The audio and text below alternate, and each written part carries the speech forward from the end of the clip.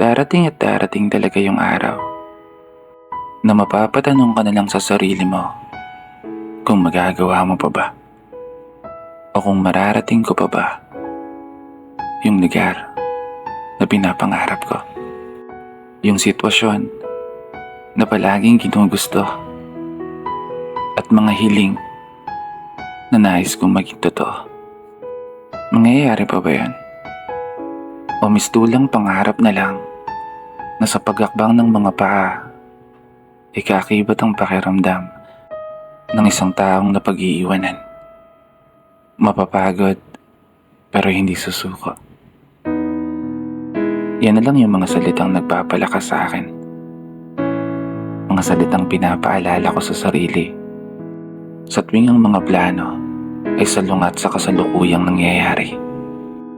Mga gabi na tila ba hindi ko mawari kung may patutunguhan pa ba ang mga baka sakali. Mga pangakong minsan na ring nabali dulot ng mga pagkakamali sa minsang mga desisyon na aking pinili.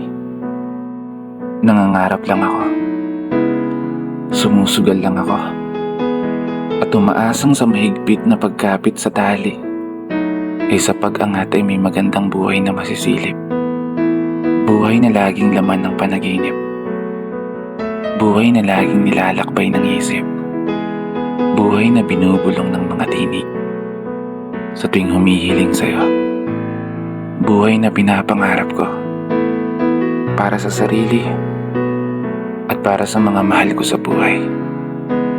Sila ang dahilan kung ba't gusto kong manalo at gusto kong magtagumpay. Kahit aminado na minsan binabalot ng lumbay, binibisita ng lungkot at takot na nagpapahina sa mga kamay. Mga pagkatalo at kadalasang sitwasyon na hindi umuugnay sa gusto at mga plano.